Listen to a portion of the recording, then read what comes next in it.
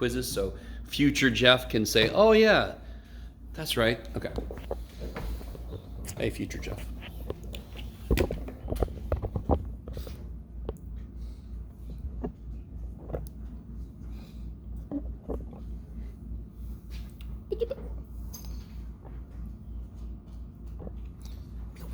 Okay. So what I want to do today is, the very first thing I'm going to do is we're going to start to get into chapter 2. I'm going to do a couple things at the beginning of chapter 2. Then I'm going to kind of do 2.2 and 1.3, the frequency table and all kind of stuff. We're going to do that together. I'm going to do those two sections at the same time. There were some definitions from section 1.3, so those will be on this quiz coming up. Oh, you already put it there. So, chapter 1's primary purpose is to lay the groundwork of how we talk about statistical stuff. Chapter 2 now says, okay, we talked about how to collect a sample and all kind of business. Once you have your data, what's the very first thing you want to do with it for people? Is to just display it. I just want people to be able to see my data without looking at 800 frickin' data points. I want to make a visual of it, right? And then the next step after that would be to analyze it, start calculating percentages, start calculating averages and so forth, yes? Okay. So the first part of chapter 2 is all about what kind of visualizations can I make of data. Good morning. So, as will happen during lecture, I'm going to make up some data. I'll give you a handout in a minute that's got some data from some previous classes. Good morning, everybody. So 2.1, if I had a bunch of data, so let me just start. Let's say we ask people at a bus stop how old they are, right? So I get these ages of people at a bus stop.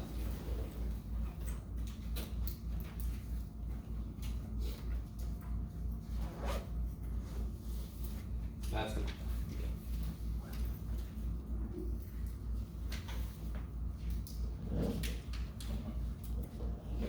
So you can imagine I could make this long ass list of data, but I just want to get the basic idea out there. This data is very short. If I just gave somebody this data, it would probably be fine. But I want to show you a visualization you can make that makes it easier to see how the data is sort of distributed. So the first level, immediate, simple thing I can do is I can organize it to show how the data is distributed. Would you all agree with me that there's people in the teens, people in the 20s, right? So this method of display, this is called a stem and leaf plot.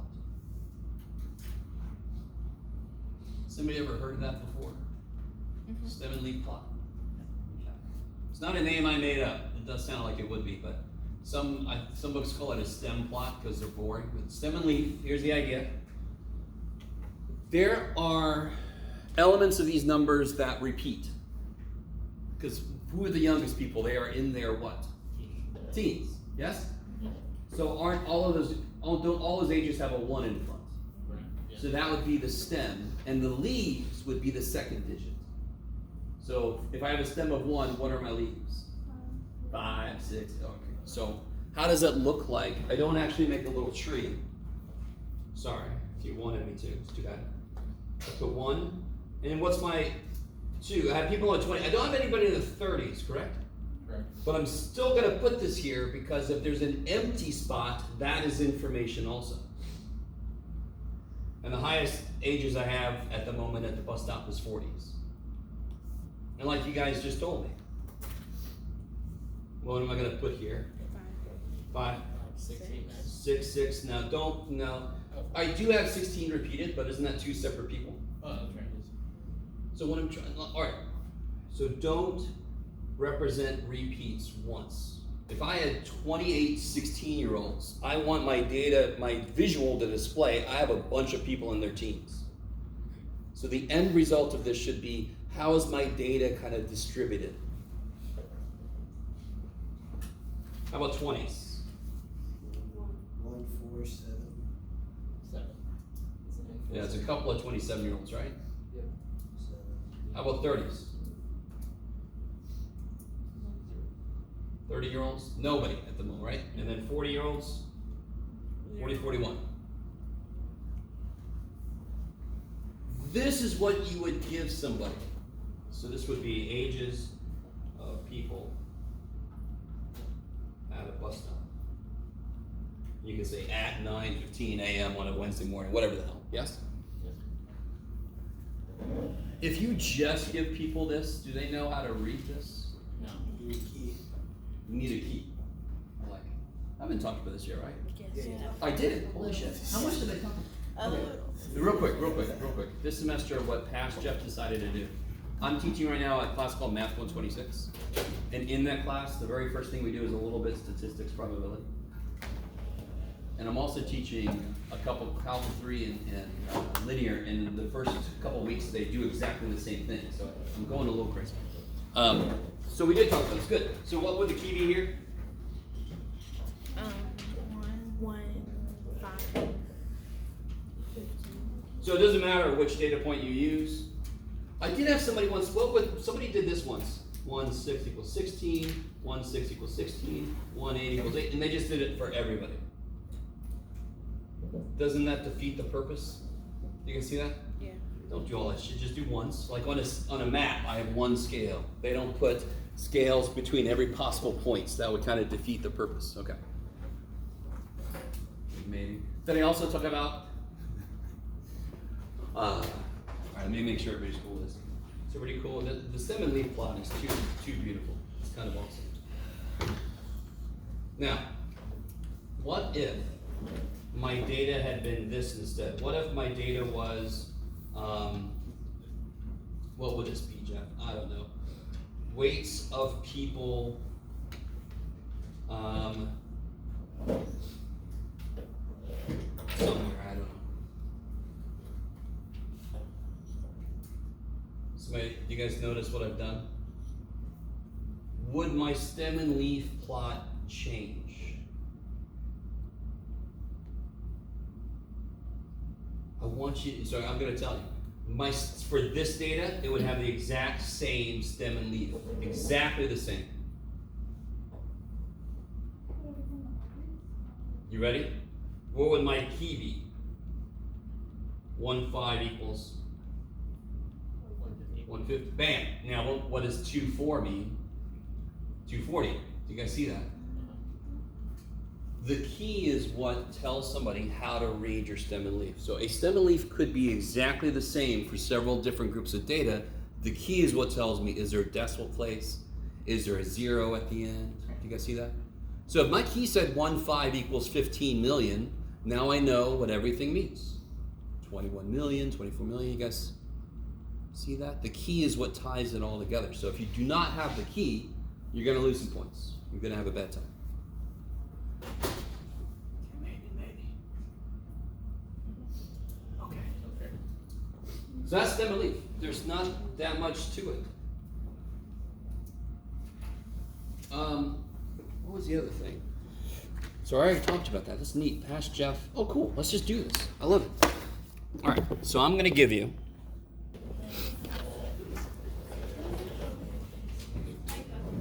Okay. So what are my stems? My stems. 1, 2, 3, 4, 5. Okay. So even if a class is empty, that's important information. I want this to be a quick visual for somebody to see how my data is distributed, and telling them that there's an empty class is important. I don't want to hide that fact. Yes? What are the stems coming off the 1? 6, 7, 9. 6 and 7, 11. How about the 2? Oh, you got the 9. 9. Okay, there it is. 6, 7, 9. Yeah. What about the 2? None. None. What about the 3? 1, 2, 2. 1, 2, 2. 5, 3, 5, 7, 8. 7, 8. Okay, I'm crowdsourcing this from. What about the 4? 1, 1, 5, 6. Okay, what about the 50s? 0, 2. Yeah, this is me. Alright. And of course, if you give this to me in a test or a quiz, why are you gonna lose some points? Key. No key. No key. What's the key? And here, I'll just be different. 4, 6 equals 40. It doesn't matter which data point you pick, just pick one and tell me what it translates to, yes. Let's say for like when we're doing the for what's called the leaf plot, what if we like forget to put a number? Would we get points off? Potentially. I mean, forgetting one.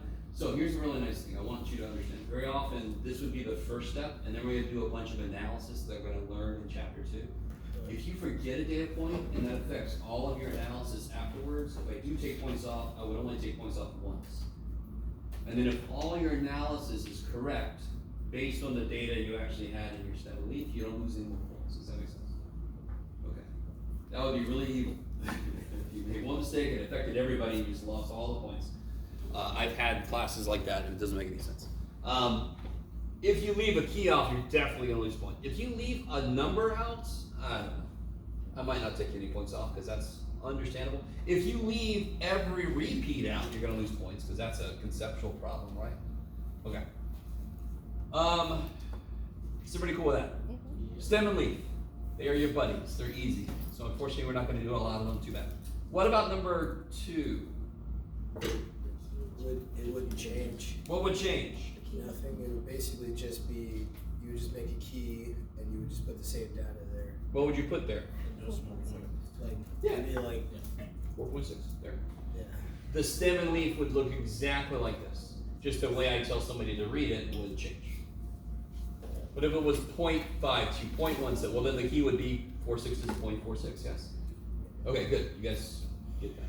Does stem and leaf make sense for every data list possible? Hell no. The easiest data list that stem and leaf doesn't make any sense for is a data list that has nothing but repeats. Everybody's 18. 18, 18, 18, 18. Do I want to make a stem and leaf? No.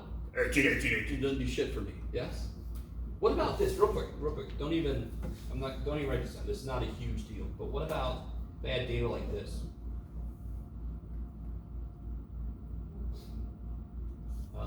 Yes?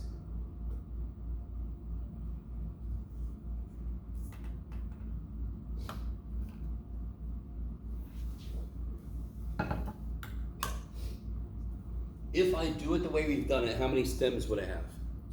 2. That's not very good resolution. I haven't really broken it out. Is everybody with me? If you do all the 10s and the 20s, you're gonna have 2 lines. It's not really gonna break it out enough. You guys with me? Yeah. And again, this is not a big deal. I'm not gonna do this to you. Just want to show you some of the flexibility in stem and leaf. Does anyone have a suggestion on how to improve it? So going like 10, 11, 12, 13, whatever, like doing it all down, right? And then like doing, Oh. like, you know what I mean? Like 10, 11, 12. So are you talking about like you would say 322s? Like, yeah, and then you can see like how. Okay, that's interesting because that's what we're going to get into in section 2.2. But let me show you. This is not something that's immediately obvious. I'm going to do this. You ready? Okay. And you're like, good job, Jim. So and let me see if you guys catch on to what I'm doing.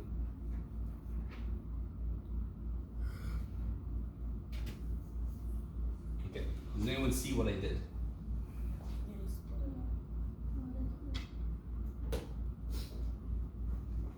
Now I can see how the data is distributed. There seems to be some kind of a tendency towards the earlier years for some reason if this is Break it ages. up by 5s. Good. So the first one goes from 10 to 14, and the next one goes from 15 to 19. You guys kind of with me? Yeah. Okay, good. And again, not a big deal, not a big deal. I just want to show you, depending on your data, you can kind of like be creative with the stem and leaves. The whole purpose of it is to show how the data is distributed. So if the basic way to do it doesn't do that, you can break it out more, for example. Okay, that's enough, that's enough. Oh yeah, because you'd be like, if this was the bus station thing, it'd be like, okay, these are how many people who are under 15, and these are how many people who are over 15. Sort of, exactly, yes. Oh yeah. So I don't have to use the decades that's an arbitrary thing I chose, I could actually break it out to the 5-year is. Yeah. Okay. So I gave you number 3, and it didn't give you much to go on.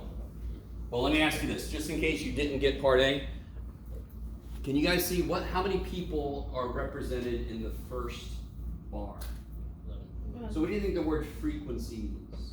How many times they did it? Yeah, how frequently somebody was in that category, which you'll find out later I call a class. So the first class goes from 0 weeks to 20 weeks. So what's true about those 11 people? They went through a bottle of shampoo and up to 20 weeks. So in up to 20 weeks, the shampoo bottle was done. Yes? Yeah. You guys, maybe they got hair that goes down to the legs. When I was 16, I had hair that went down here. No idea how I stood that. All right. You guys all with me? So the first class was 11. So then my question is, how many total were surveyed? When I could just count how many total do I see in the boxes, right? So 11 in the first box, 6 in the next one, 2 in the next one, 1. So what does that add up to be? 20. Is everybody with me? Part B, here's a question that helps people when they don't quite get the right answer. How many classes in that picture are empty? 2. So how many total classes are there? 6. You just told me there are 2 empty classes, correct? Yeah. Are they classes then? Oh yeah, that's what they're. So how many total classes are there? 6. 6. So I always get somebody tell me there's 4 classes. There's 6, just 2 of them happen to be empty. Sort of like an empty row in my 7-leaf. It's still a row, it's just empty. Okay, so there are 6 classes, and how wide is each class? 20. 20. I like it. Now, real quick, it's understood that these ranges, the 20 would be in the next class up. So this first one goes from like 0 to 19.99999. You with me? And the next, you guys kind of see, because I did have one person for part C ask, where the hell's 40? Which class is it in? That's a great question. It's in the next one up. So it goes from 0 to 19.999, 20 to 39.999, 40 to 59.999. You guys? What'd you do in class today? You listen to this guy go, so how do I figure out the percentage that lasts at least 40 weeks? I gotta first know how many. So how many had it last at least 40 weeks? 2. More than 2. 3. So at least 40 means 40 or more, and somebody out there had it last for a long time. Yes. You guys with me? Maybe they have very little hair. Yes. Yes. Say again. What about them? Oh, so okay. So again, look at the picture. Even though I didn't define what a class is. Can you see what the first class is? How tall is the first class? Good. How many classes are empty?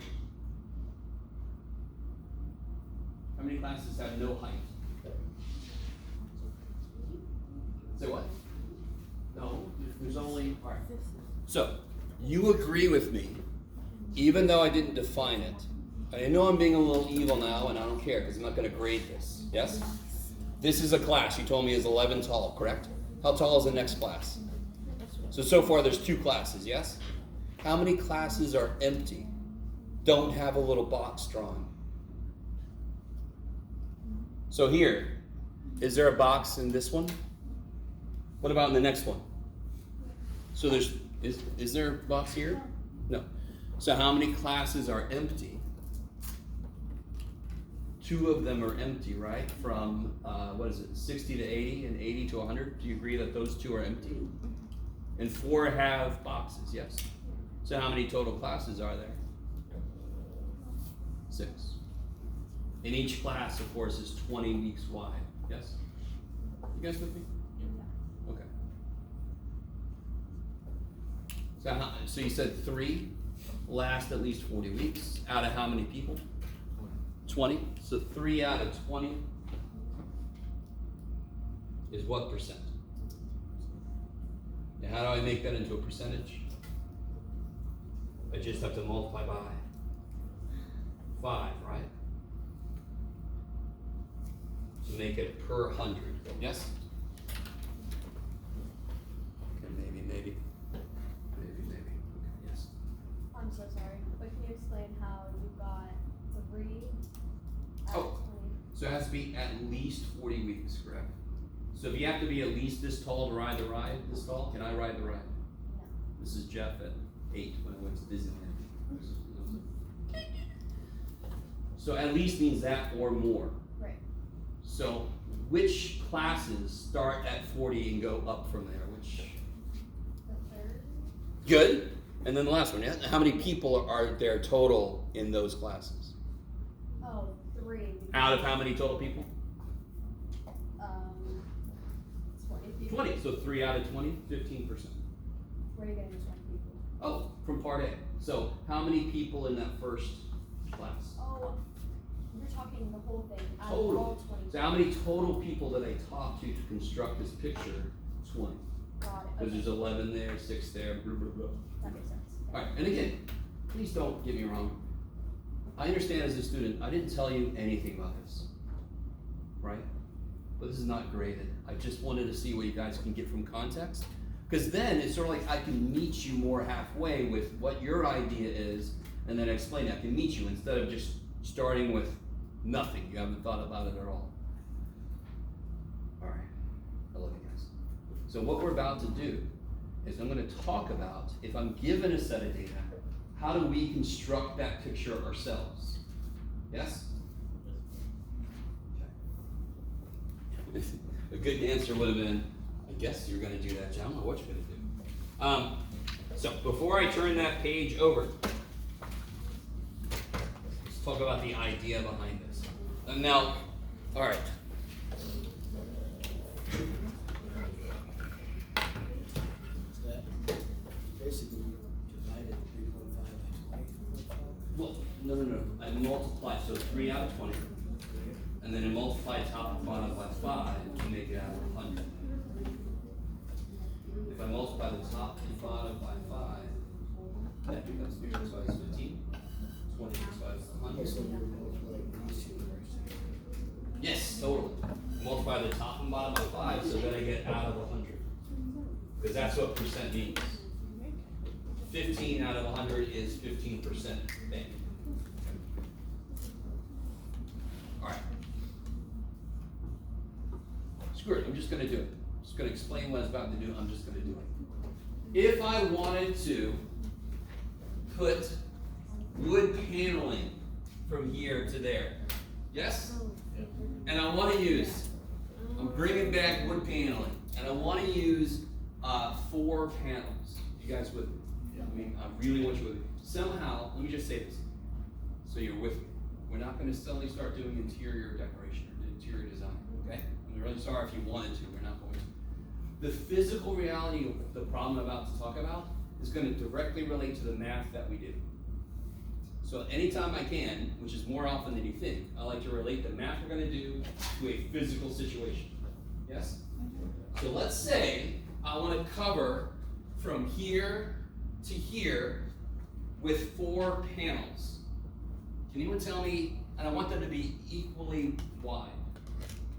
How can I figure out how wide they have to be? Measure what? Okay, beautiful, right? And let's say this this whole wall starts at 0 and it ends at 20.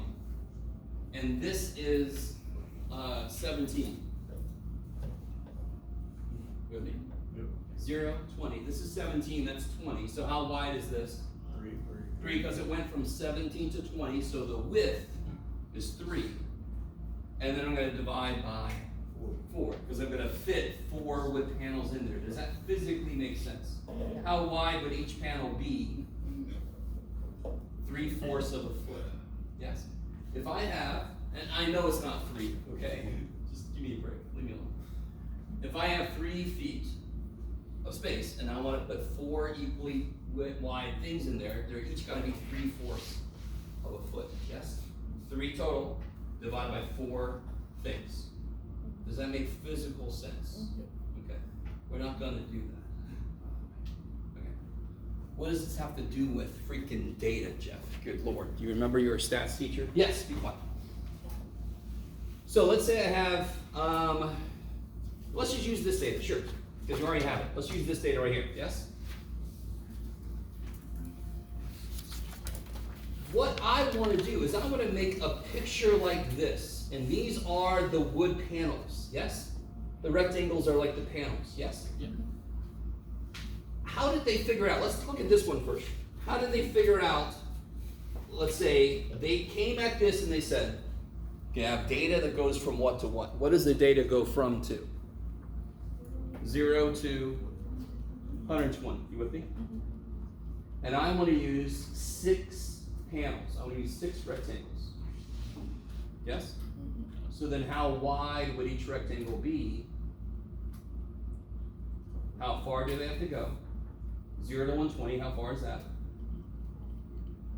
If they want to go from 0 to 120, that would be how far? 120. Yes, so high minus low, that's how far they gotta go.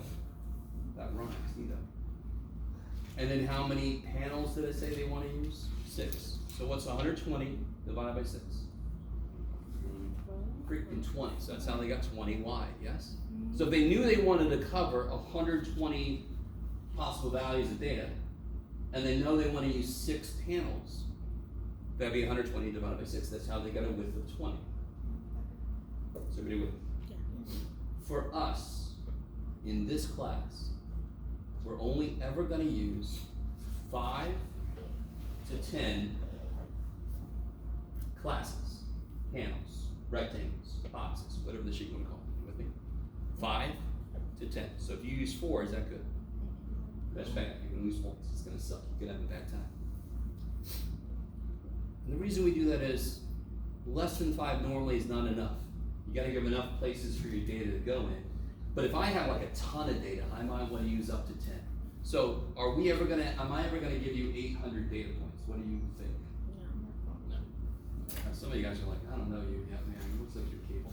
No, I'm never gonna do that shit to you. So we're almost always gonna use 5 or 6.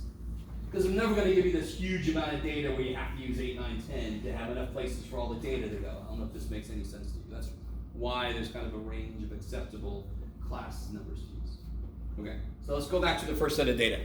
How far does my data range? Where does it start? 16. Where does it end? So what's the range of the data? How far does it go? 52 minus 16 is? 36. Let me stop for a minute. Pull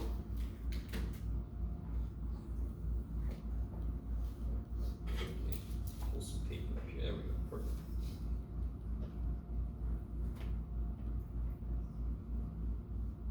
Are you guys with me? No matter what data I give you, you can calculate the range.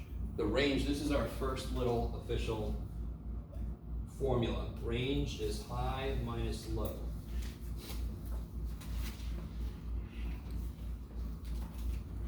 Okay. That's how far I gotta go. Just like I had to go from that edge to that edge. Yes? I know how far I've gotta go. Now I'm gonna force us to use 5 classes because I'm equal. Right? So let's say I want to use 5 rectangles. Yeah? So our range was 52 minus 16, that was 36. And I want to use 5 classes. How wide will each class have to be?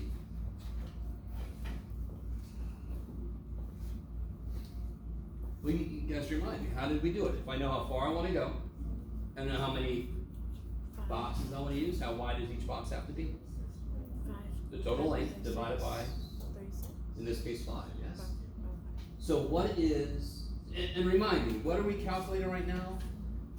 How wide I want each of my classes to be. So this is the class width. Is range divided by number of classes. which is, in this case, 36 divided by 5. And what's 36 divided by 5? 7.2. You guess, you double and divide by 10. Now, here's the nice thing. I wanted to do this on purpose, so I got a gross number, yeah. So you got 5, so you're saying basically because it goes up to 5, that's your 5 classes. No. The book is going to tell you how many classes used. Normally on a quiz or a test, I'm going to let you choose. So it's anywhere from 5 to 10. For this specific problem that we're doing together, I'm going to make us use 5 classes. So that's what you're divided by is the 5 classes. Yes, I like it. So is there anything in the problem that necessarily tells you how many classes you use? No. But we know we use from 5 to 10. If I have less data, I use closer to 5. If I have more data, I use closer to 10. And what do I mean by more data? 800 data points. So we're almost never going to use freaking 8, 9, 10 classes. Okay, we stop for a minute. I love you guys. By the way, if somebody had the exact same data, couldn't they make different choices? Wouldn't that change what the result looks like? Yeah. Yes. Couldn't you tweak it purposefully to make it show a lot of different things? Yes. Good. Which is one reason why every person on the face of the earth should understand statistics, so that if there is somebody manipulating shit, and I don't know if that's ever happened, you're able to kind of tell. You know what to look for. You guys would? Okay. Maybe. Okay. Now, if you ever get a decimal, dear God, just round up. Even if it's a low, like. Totally. Okay. Because it's got to be at least 7.2 in order for every data point to have a home. So if I make it 7, I'm not going to go far enough. So Does that make sense? Yeah. If I overcover, that's good. If I undercover, somebody doesn't have a home. Got it. That's bad. Let me stop for a minute. I love you guys. So now, I want to make this is section 1.3. What I'm about to do right now is section 1.3. 1.3 is all about, not all about, it's partially about frequency distributions. Holy shit. Distribution just means how's the data distributed, and frequency we already saw. It just means how many times a data point occurs. So what I want to do, I want each class to be how wide? 8. What's the lowest data point? 16, yes? So my first class should start at 16. Is that cool? Leave some room here. Where should my next class start? How wide are they supposed to be? 8. So where should my next class start? Huh? 24. Beautiful. You guys with me? I love it. Are we doing this on the back? Like, No. Well, you're going to do that by yourself in a minute. I want to do this with you. Okay, cool. See how there's a method to my madness sometimes? Nice. At least I think so, and I could be insane, so it looks good to me. Please report me if I seem to have gone insane. Thank you. Help your math teacher out. I really want this to make sense. What I'm showing you right now, by the way, is the textbook method. I'm going to show you a slightly different method, and then you can use either one you want to. I start with this one because then you have examples in the book. There's a little weirdness that happens if you do it this way. So let me ask you right now, I haven't said where the first class ends yet on purpose. If I have a data point of 24, where am I going to put it? Which class? Second class, correct? So can the first class go to 24? No. Does everybody see that? Yeah. You sure? I can't put 24 at the end of the first class, otherwise where the shit would 24 go? It's got 2 places, that's not good. This is one reason why I don't personally like the textbook method. So I'll show you another one in a minute, but let's finish this one out. So where's this first one got to end then? 23. So where do I see the 8? I see the 8 going down. If this first class ends at 23, where does the next class have to end? 31. This one starts at 24, the next class is to start at 32. Do you guys see that? So you can just keep adding 8 down. I love your colors. 40 to 47, 48 to 50. You can do it, Jeff. 5. Does everybody have a home? Yes? Okay, but 16 to 24 is 8, right? Yes. So, wouldn't 16 to 23 be 7 and 9? 16, 17, 18, 19, 20, 21, 22, 23. Oh, no. Sorry. That was easy. No, No, I'm sorry. That's not even the right thing what I just did. What I just did was kind of, I think it's funny, but I'll show you in a minute. Okay, sorry. And again, you're fine. It's a beautiful question to ask. There's a hidden thing going on. You'll see in a minute. Is that what you said earlier about the repeating?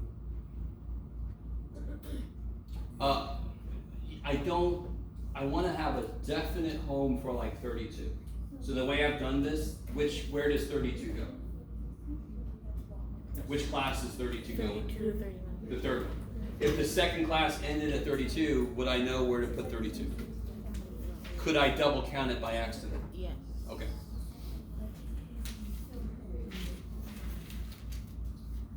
I love you guys so much. This is what kills me, by the way. The other way, I don't want to show it to you yet. The other way the reason people don't like the other way is because it has inequality symbols and it's got a letter X in it. But it's got 0 ambiguity. So I'm going to stick with this for the moment. All right. So these are the classes. Now I want the frequencies, the freaks. How frequently does a data point show up in year? Meaning just how many data points showed up between these two? Tell me. 3. 16, 17, 19, right? So there's 3 there. How frequently did a data point show up between 24 and 31? 1, yes? Yeah. And you keep going. That's beautiful. Tears. 32 to 39, there's a lot there. 6, I like it. 40 to 47. 4, and then 48 to 55. 2. And what's one quick check I could do? I can make sure those add up to be how many data points. Because if you forgot somebody, make sure you catch that, right? So there were, how many data points? I don't know. 3, 5, 9, 10, 11, 12, 13, 14, 15, 16. And this is 4, 10, 16. Yay! So you guys see that? So at the bottom here, I can add them up. 16. Check. So frequency literally just means how frequently did a data point show up in this class.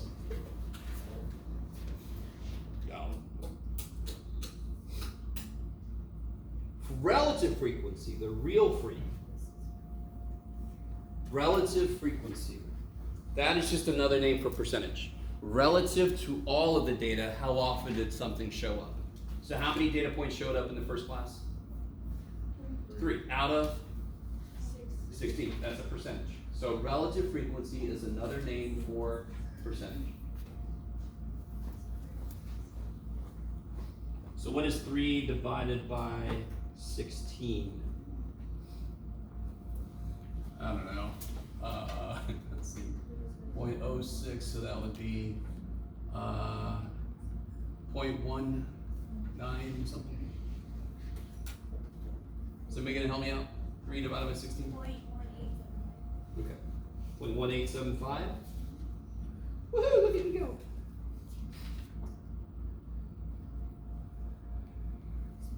Which I could write, I should have left myself some more room. I could write that. Since we're gonna do this by hand, I would just say that's about 19%. Is that cool? Yeah. Okay. And then you just keep going. 1 divided by 16. I think that's point, I forgot now. 0.625. Yep.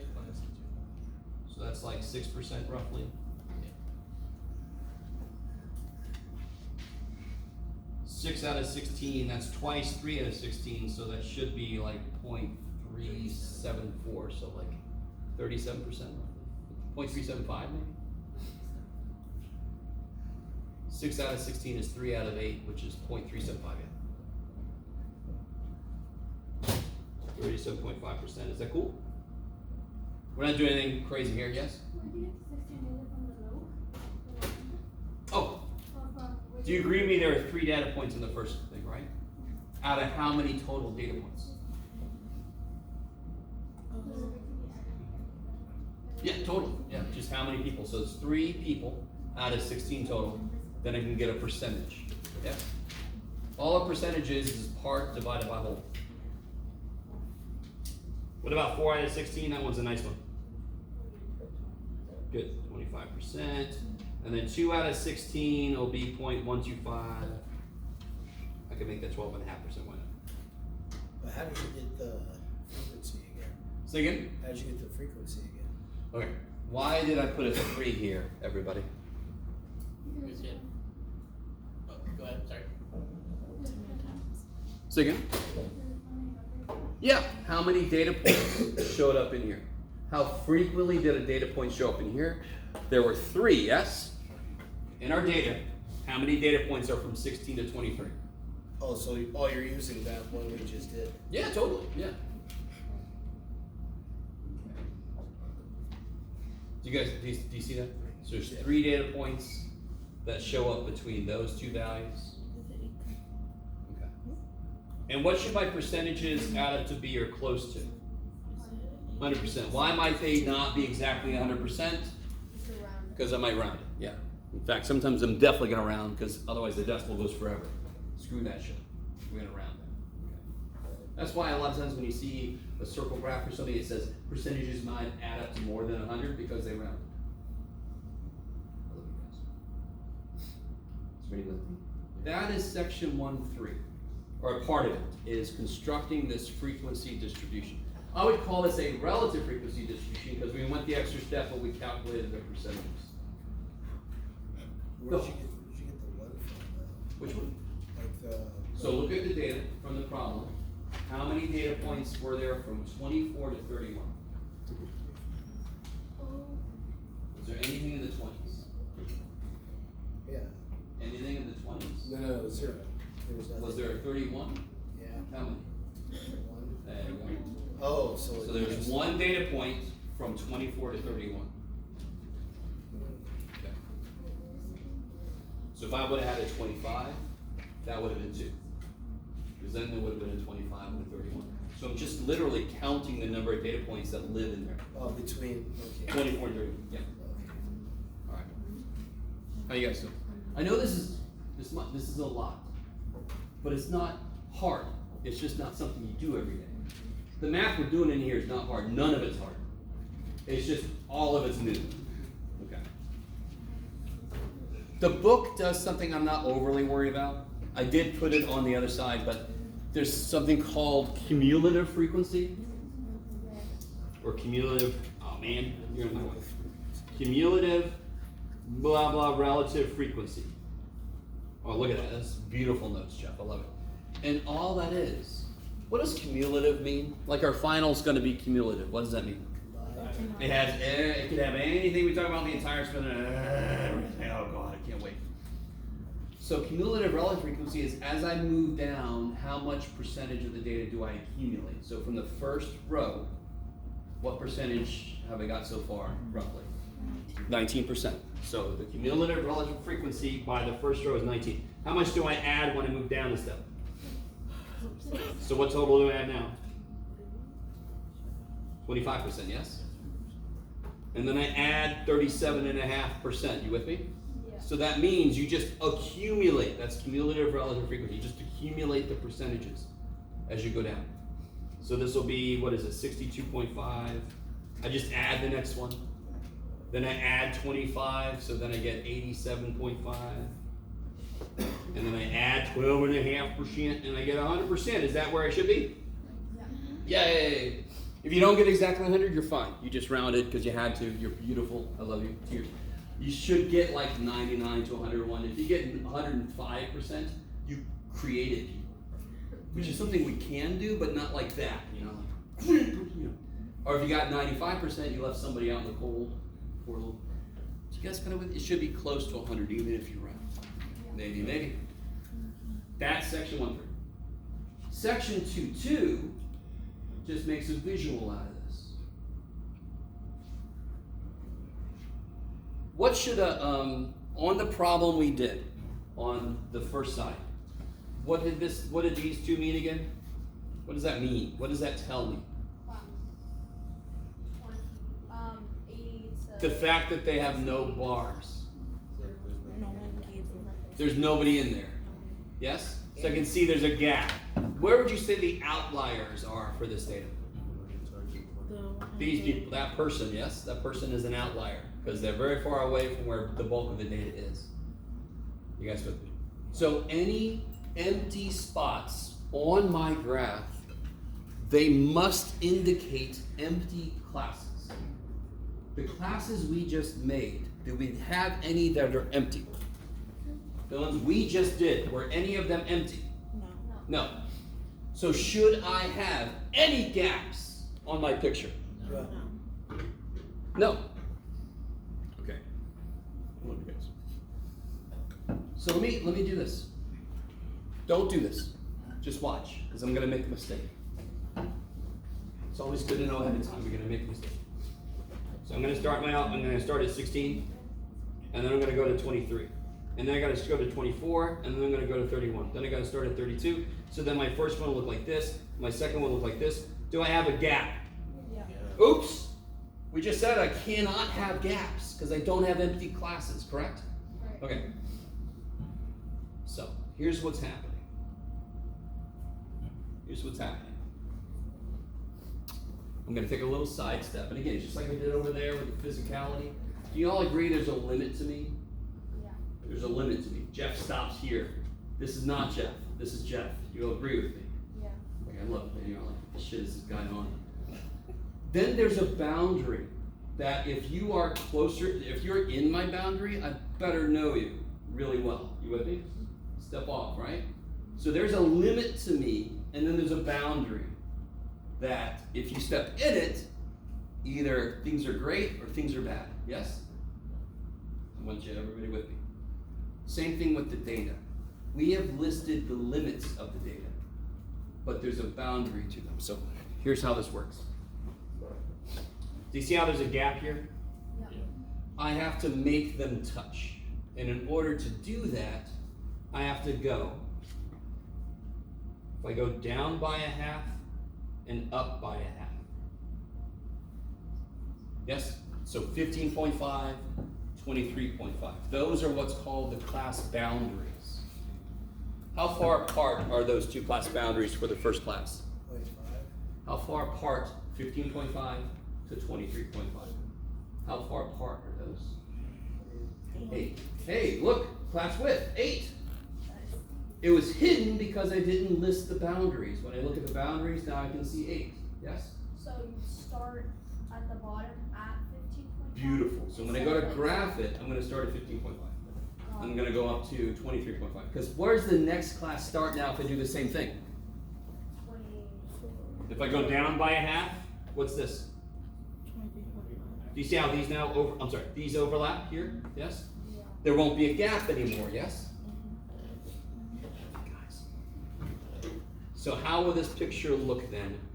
Dear God, Jeff. And by the way, once we get the picture done, I'll show you the other way, because the other way doesn't give a shit about boundaries and limits. Which is why I wish more books would teach it the other way, yes? So it's a bit during 15.5 is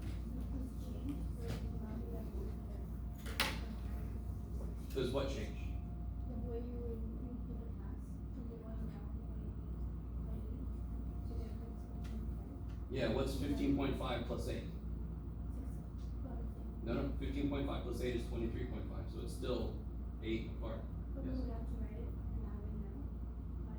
No, in fact, real quick, don't write what I just wrote in your classes.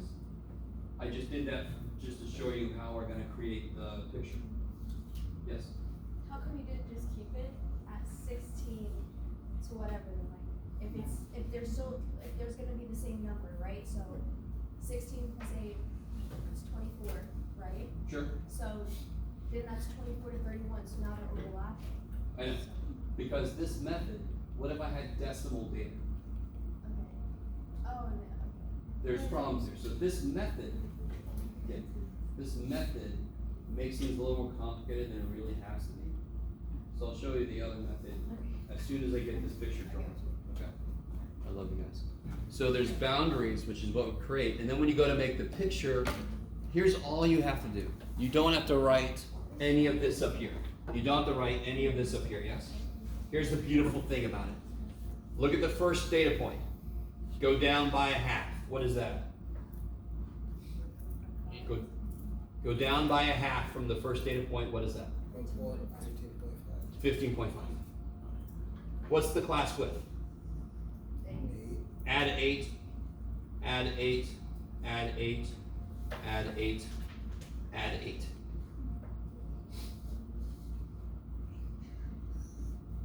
Yes? Let's just double check. What's half below 32? 31.5, yes? So if I know the class width, and I know where I want to start, bam, bam, bam, I know exactly where to go from. So, that's how you construct the x-axis. Now, if I'm going to make a relative frequency histogram, I want to use these numbers to tell me how tall each bar is going to be, because the height of the bar should tell me relatively how many people are in each class, yes? What kind of scale do I want to use on the y-axis then, so that I can fit? How far do I have to go on my percentages? What's the highest I have to go on the percentages? Not 100. I don't have to go anywhere near 100, yes? What's the highest I got to go? 37.5. So maybe I'll go up to 40. If you go up to 100, won't your picture be like, because you got all this empty shit? No, don't do that. Only go up to far enough so the highest one has a place to go. So can somebody help me out? Somebody agree with me? I want to go up to like 40. You could go up to 38. I don't care, but 40 is a nice round number, yeah? So what kind of scale do I want to use then? Do I want to go by ones? And go on 1, 2, 3, 4, 5, 6? No, what do I want to go by? Maybe 5s? Great, I love it. 5, 10, 15, 20, 25, 30, 35, 40, okay.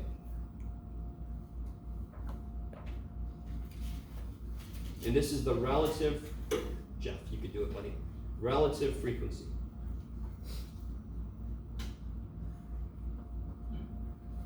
And what was this? Oh, for this data I didn't really say, but I think eventually I said ages of people at a bus stop, yes?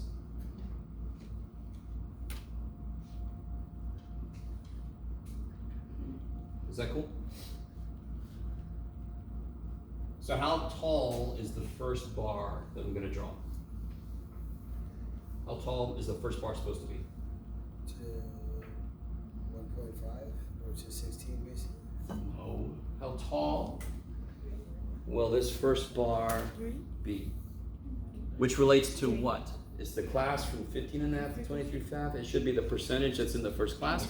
So the question I'm asking you is, what percentage is in the first class? 19%. So how tall should the bar be? 19%. Oh yeah. That's all. The heights are just representing the relative amount of people in each class. Yes? So if there's more people in the class, it should be taller. Yes? So I'm going to make the first one go up to 19. What about the second one? 25. 6. The second one is 6. Careful, these are cumulative frequencies. These are the actual percentages So it's in not each going up class. like that? Yes. So 6, and then 37.5. Whoa. And then 25, and then 12 and a half. Okay. So there you go. That's a nice little visual. It almost looks like somebody giving us the middle finger, but they lost the tip of their finger. Anyway, it almost looks like this, yes? It's not perfectly normal. It's not perfectly bell-shaped, but it's roughly bell-shaped. If that second class was a little taller, then it would be nice and bell-shaped. Okay. So you guys do the reverse side of that. Go for it. Oh. Let me show you this. Let's do this together. Who needs a calculator? Everybody needs one. Who needs one? And what I need from you is to come up with your ID. I need an ID because young Jeff learned I can't trust people. I'm only a teacher, so I can't be paying for all these calculators. I don't know my ID. Can you trust me? You're going to start a bad precedent. Hold on. Thank you. Promise. Make sure it turns on, by the way. I think I recharged all these. Oh. What name you want? Oh. What name you want? Oh. Pick one for today. Thank you. You're welcome.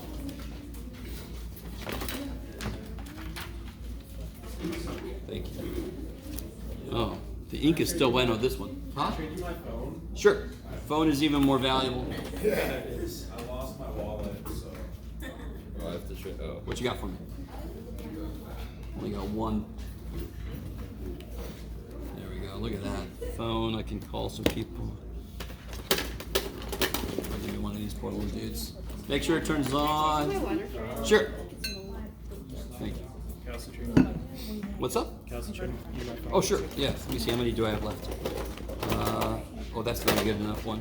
Let's make sure this one turns on. All right, good. Thank you. Oh, I have, no, I have cases. Somebody else? Everybody good? Sweet. Okay, thank God. So, very quickly. Oh, I got plenty of time. That's crazy. Yes.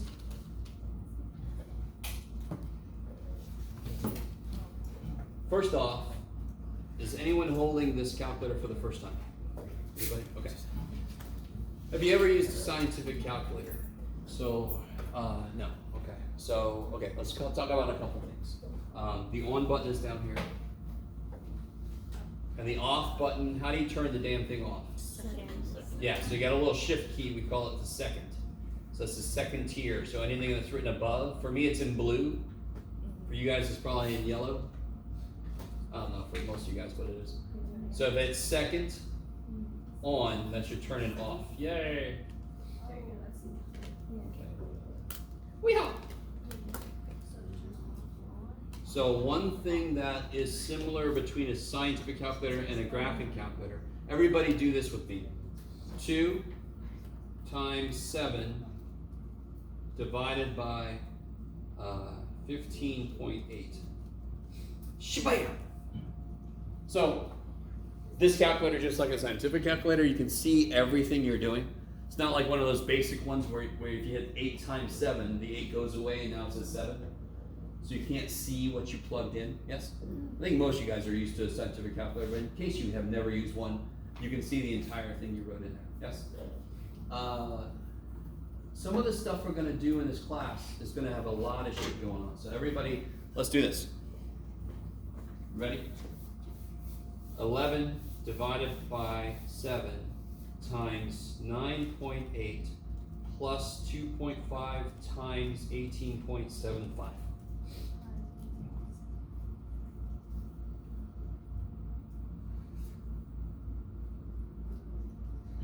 Okay, so this is my favorite number. No, I'm joking. And we should get that. How are you guys doing out there? Everybody okay?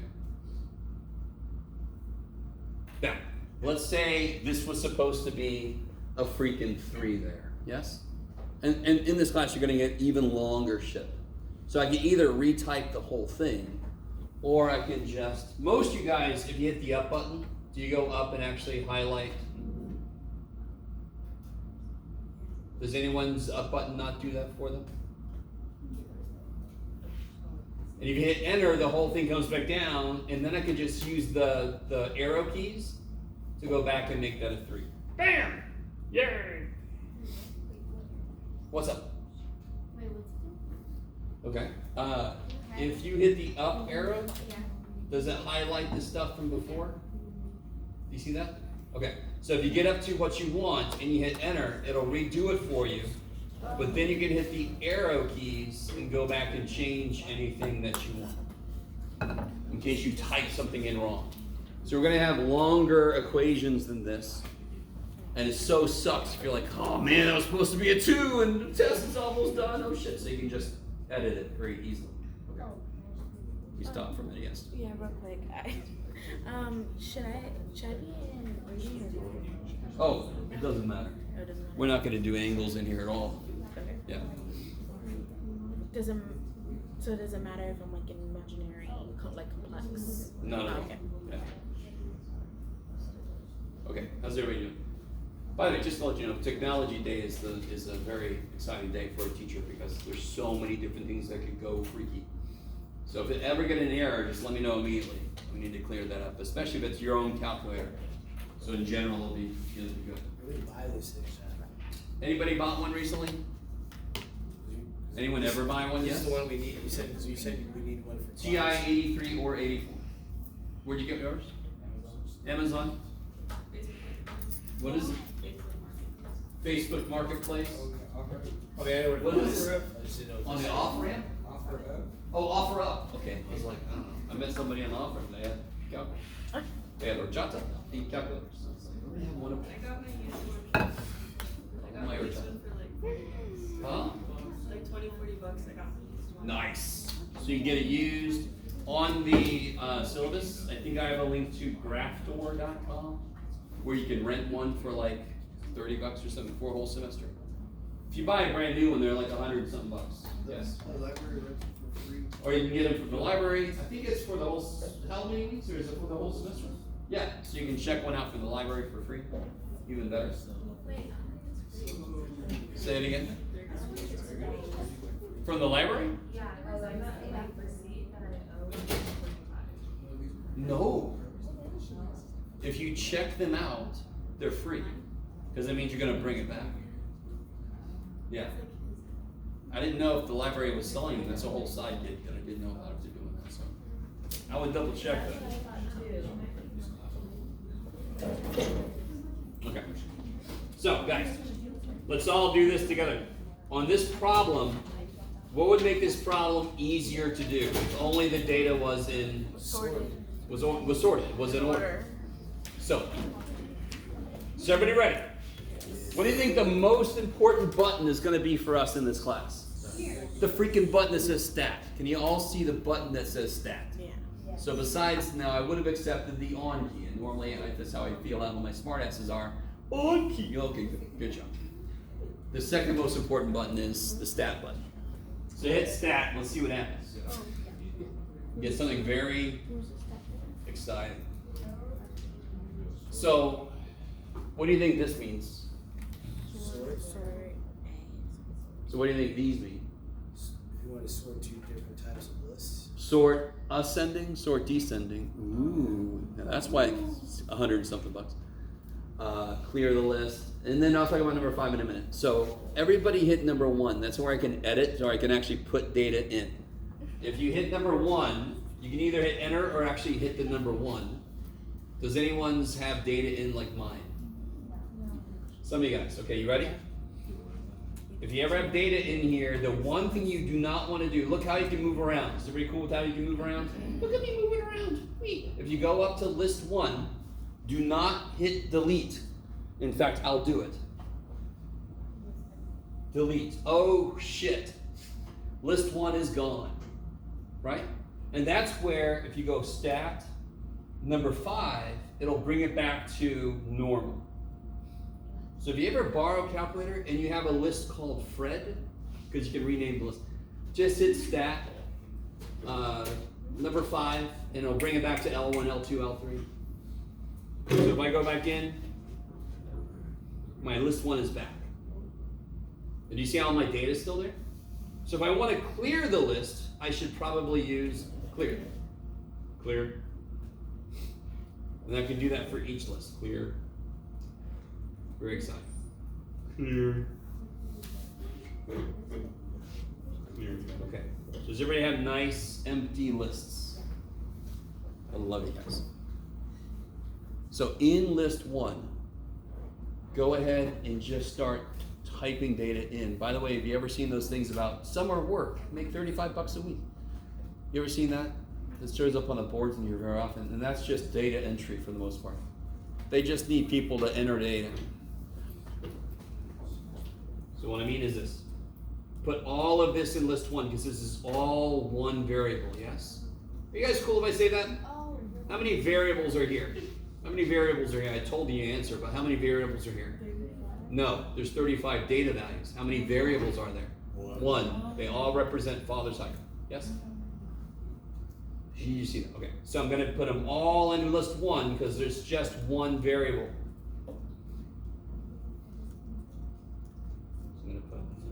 So I'll do this together. This is going to be, this part of the class is so exciting. Did I start recording again? That would suck if I didn't. I did. Yeah. So like when you're adding these things in, you're saying that you just put them all these down in one list? Yep. I just did them in different columns to make it easier for us to see them, yes? But they're all one variable.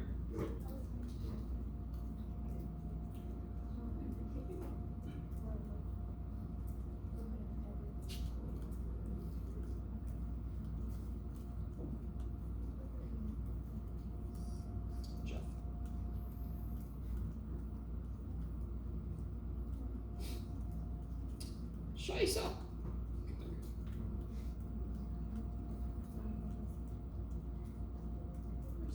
Are we just literally putting every single one of these numbers in this calculator?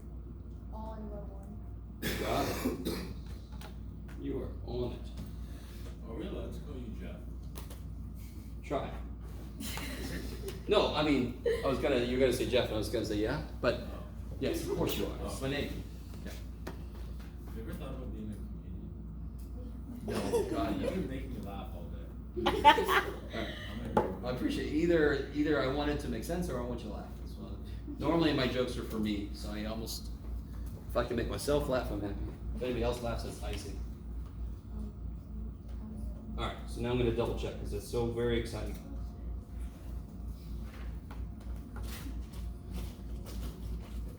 Oh shoot! Oh, there they are. All right, I'm going to bust out my old man shit here. Let's see.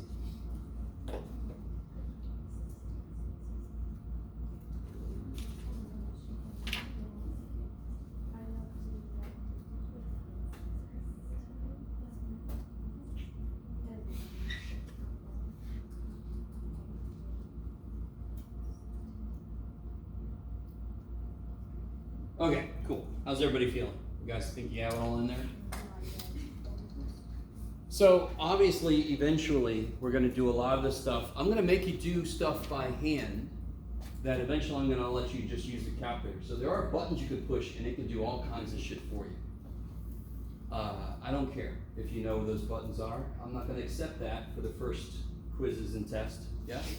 Because you're going to be doing the stuff by hand, so you're connected to it. Later this semester, we're going to do a lot of stuff we're doing now by hand. We're going to just let the calculator do it for us, because then we have other shit to work on. Yes, sorry. Oh no, I figured it out. Oh, good. Okay. So, the immediate thing I want to do is just to have the freaking thing sort this stuff, yes?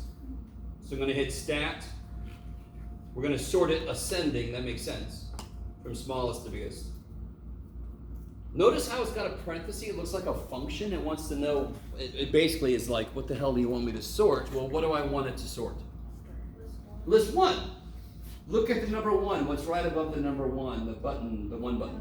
L1. So if I hit second 1, I can tell it to sort second 1, sort L1.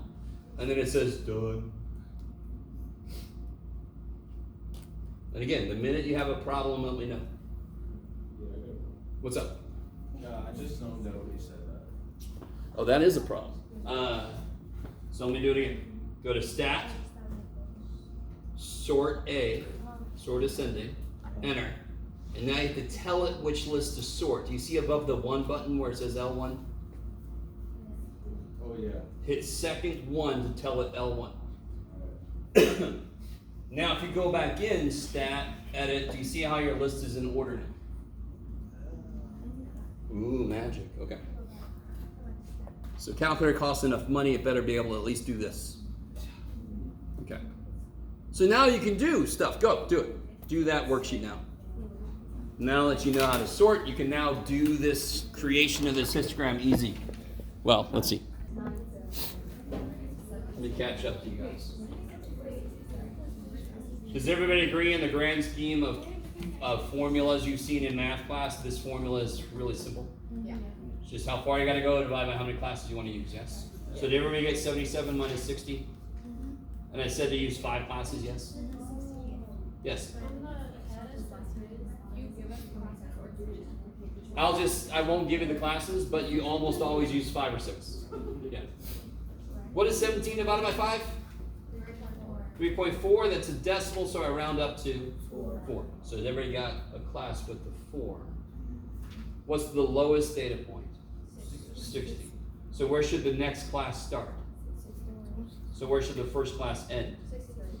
And now you just keep adding 4 to both of those to create all your classes, yes? So where would this class end? Plus 4, 67. Just keep adding 4 down, keep adding 4 until you get 5 classes, yes? Okay. And again, I don't mean to say it like that. You're all new to this, but I want you to see the math and the putting it is not that hard. Just got to get used to what goes where. Yeah. Are we always gonna round up for the class? Yes. If you get a decimal, you round up. Always round up. Yeah. Because if you round down, it's not far enough. Not every data point's going to have a home then. So you want to overcover the data instead of undercover. Sort of like you want an umbrella that goes too far or not far enough. Or kind of like ordering materials, you'd rather have. Yeah, exactly. Gotcha. You're okay with having a little extra, but if you don't have enough, you're screwed. Yeah, exactly. Yeah.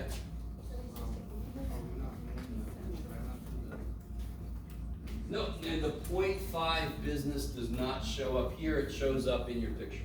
Oh, I forgot to show you the other way to do it. I'll show you here.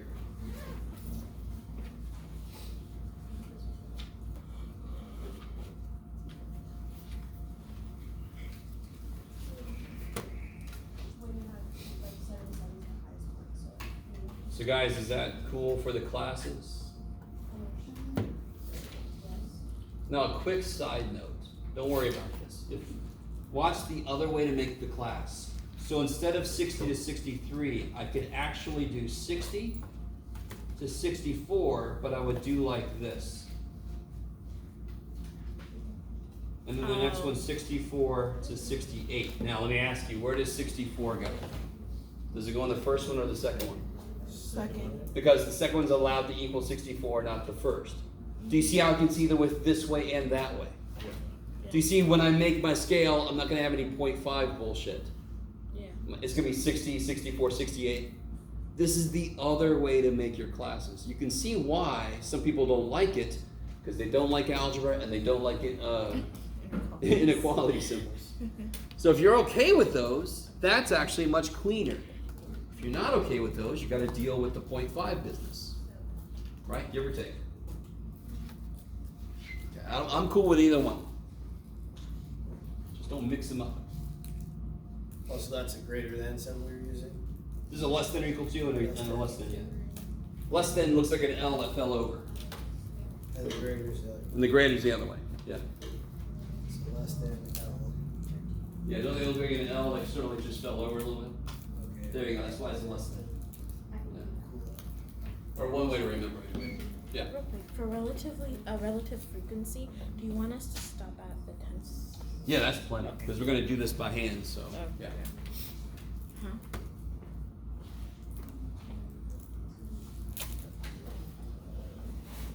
So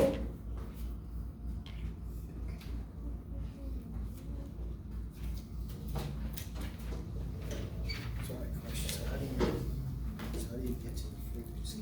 Alright, so from 60 to 63, you got your sorted list of your calculator. Can you just count how many data points are in here? How many are 60, 61, 62, 63? Just count. Yeah. That's all that is. No, I don't think so. How frequently did a data point show up between 60 and 63? Wait, I do, no. So you got 1, 2, just 2 there, right? See that? Yeah, that's all. There's only 2 data points that are in here. 60, 61, 62, 63. You only got 2 data points, yes? Oh, so you're just counting? Yeah, it literally is just counting how many data points are in there. First of all, one last thing. just to, we round, so like this would be 4.76 about round it, Total. right? Okay. Yes.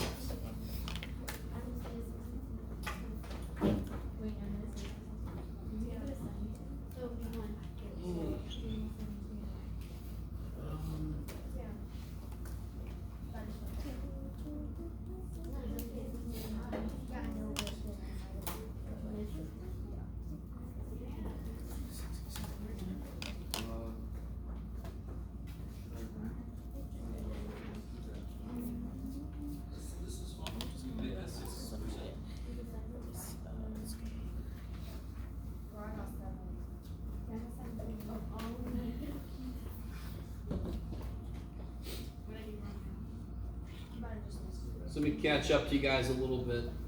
You got your sorted list, so that makes this counting a little bit quicker. How many were from 60 to 63? 2. Just 2, yeah. Is that cool?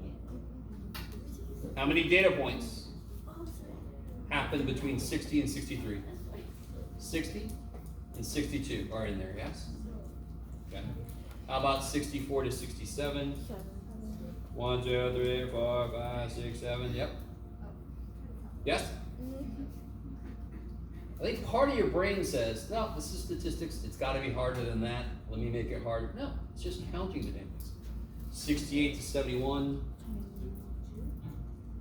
1, 2, 3, 4, 5, 6, 7, 8, 9, 10, 11, 12, 13, 14, 15, 16, 15? Okay.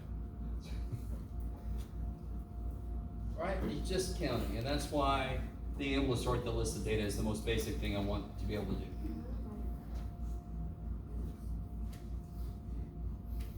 So what about the next one? How many were there? 9? What about the next one? 2? And how can I check myself to make sure this at least looks roughly correct? It adds 1035. Thank God it does, right? 9 and 9 is 18 and 2 is 20 and 15 is 35. Yay! So if I add them up, I get how many? Sweet. It sucks when you add them up and you get 34, you're like, shit! Because you don't know which one you lost, and then you got to go back through. Right. Frequencies are whole numbers. They are counts. How do I get a relative frequency? To the frequency divided, like 2 divided by 35. Yeah, so it's exactly how we say it in English. How many people in the first class? 2 out of 35. So what is 2 divided by 35 roughly? 6%. Yeah, so you can either say 5.7 or 6%. I'm cool. We're doing this by hand. It doesn't have to be precise. It can't be precise because we're doing this by hand. So 6% is fine. What about 7? This is nice. That's 1/5, which is... What do you get for that one? 2%. Careful. 20%. And real quick, do you all agree me 7's bigger than 2? Then the percentage that represents 7 better be bigger than the percentage that represents 2. There ain't no way it can be 2%. Because 6% is 2. Holy shit. So that is 1/5, which is 20 hundredths, which is 20%. Cool. 15 better be big as shit. Let's see, 15 out of 35, it's like 14.28. Yeah. It's like 14%. Is that cool? I have my divided by 7 memorized. So, go Jeff. Yes. So basically it's 30 because there's 35 like data points. Exactly. So let me say it in English. How many people in the first out of everybody? There's 2 out of 35. So that's exactly the work I do to get the percentage. Yes. 15 out of 35 is 40%. I think. Isn't it? No, it's not. No, it's 3 times that. It's 42%. I forgot one last step. It's roughly 43%? Yeah. Yes, there it is. Okay. Thank you. Dear God, double check me, especially if I'm doing something in my head. I forgot to multiply by 3. Oh, I was scared of the phone. What about 9 out of 35? That's a little more than, so it's like 0.258 or something like that. Is it? Yeah. So about 26%? Yeah. And then we already did 2, that kicks ass. All right. Thank you. If I would have just paid attention to what I said, it should have been bigger than 20%. That would have helped me out a lot. How do I do the cumulative? Oh, As I move down, how much percent do I have so far? 6%. And now how much do I have total? 26. 26%. And then 69%. And then 95%. And then I end up with 101%. Why is that okay? It's close enough. Because overall I rounded up more than I rounded down. So, okay. Oh, so you're just rounding up, so basically. I just rounded. So we got 70. And I just happened to randomly round up more than I rounded down. That's why percentages, when I add them, they could be more or less than 100%. So like, basically I just move the decimal, put it to 20%, would it be 2? Yeah. When you divide, you get a decimal, move it back twice, move it over twice, and you get a percent. Okay. Love you guys. We're almost there. So if I had set up my classes this way, I would be allowed to do 60, 64, 68, blah, blah, blah. If you set your classes up this way, where do you need to start? 6. No. 59.5. And my class width is 4, correct? So then I can just keep adding 4. 63.5, 67.5, 1.5, 5.5, 9.5. Okay. You can do a little better job than me, make sure your scale is consistent, but I kind of smushed my end one there. It's too bad for me. We're all doing this by hand, so I'm going to be a little lenient. As long as it's at least as good as mine. What do these represent again? What do these represent? Classes, No, physical world. heights and adds. Yeah, father's heights 69 is 46. in inches. And I want a relative frequency histogram. Yeah, so I don't want to use these numbers. I want to use our percentage numbers. I'm sorry, here, percentage numbers. So what's the highest I got to get up to? So let's go to maybe 45. And again, I think a good scale would probably be 5s, yes? So let's see, 5, 10, 15, 20, 25, 30, 35, 40, 45. Damn you, Jeff.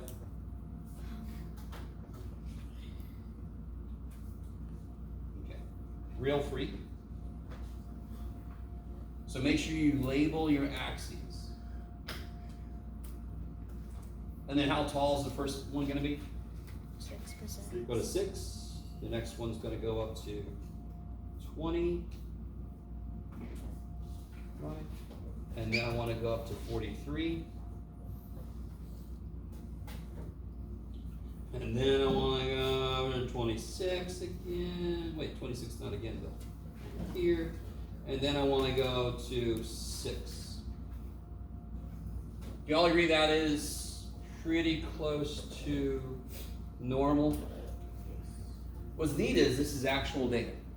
So that's, now this is a relatively smaller class, but I'm still going to use the data you gave me, but for this problem I wanted more, so I went back this semester.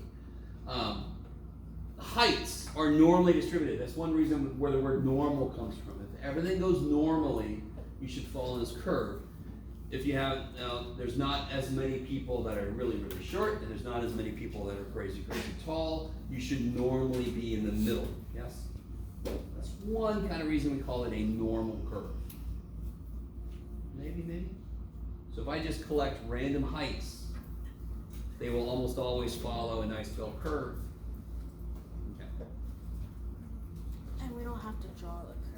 No, I'm sorry. Don't draw that last bit. You can see how gross that is. I'm just saying roughly the shape is sort of roughly bell-shaped. Okay.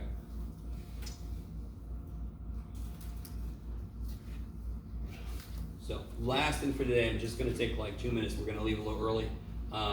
Very, very last thing for today.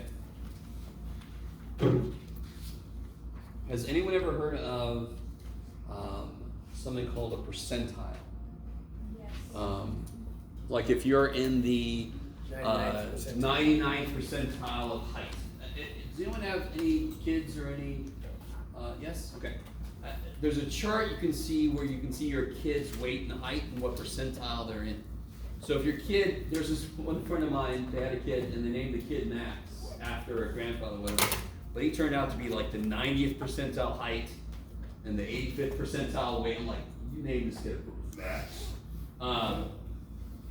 So the percentile means, what would it mean if I had a little kid who was in the 99th percentile for their age of height? Is that kid relatively tall? Taller than 99. There it is. Every percentile in the universe means the exact same thing. That percentage is below that. So if you scored in the 60th percentile on a test, 2 questions. What does that mean directly? If you're on the 60th percentile on a test. You scored the highest out of the D's. No. Scored higher than 60%. Your score was higher than 60% of everybody else. So if you're in the 60th percentile, did you get a 60? No. No. Could you have gotten a 95? Yeah. All day freaking long. What if everybody got in the 90s? Yes? What if the lowest score was a 91? Is that impossible? No. So maybe you're in the 60th percentile, which is kind of bad, but maybe you got a 94. Like my first test in grad school, I got a 19 out of 41 on this little quiz thing, and I thought to myself, I should not be here, obviously. But then the teacher said, good job, Jeff, and I'm like, yeah, the shit. But he was actually, the average on the test was like a 15 out of 41. You guys kind of with me? And that's freaking grad school. Just slap in the face and go, it's okay. Right? Bam, you're actually okay. I don't know, relatively I did well. So all the percentile means, the only thing it ever means is that percentage is below. So if I'm in the 20th percentile, is that always bad? No, because if I am the 20th percentile golf score, and golf scores that, look, you can tell I play golf. 20th percentile golf score is good because the lower the score, the better you did. Because that tracks how many freaking times you had to hit the ball before you got in the hole. You guys with me? So if you're in the 90th percentile of wait time at the DMV, are you happy? No. Well, number one, you're at the DMV. Almost no matter what, you're probably not happy. But that means, what did I say, 95%? That means 95% of everybody else waited less time than you did. That probably means you set up a little tent, because I mean, people can be there for a while. All right, you guys with me? Yeah. Have you guys been to the DMV yet? Yes. All right, it used to be lines, and now they got the bingo game you play. We got H5, and they say H4, and like, sweet, G11, damn it, B3, I'm like, go back to the, I don't know, if you've been there, you know what I'm talking about. Okay. All right, I'm sorry. So the next thing we're gonna get into is, given a set of data, how do I calculate various percentiles, and then what picture can I make out of that to show people what's going on? That's what we're going to get into next time after we do the quiz, of course. Yes? Okay. And another quiz next Tuesday. Yay! All right, guys.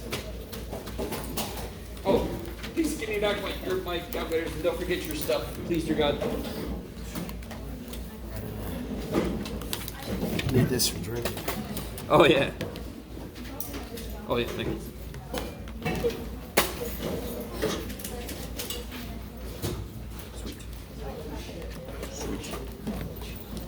Hey, how trustworthy I am. Do I give you the homework or do I just... Right there. Thank you.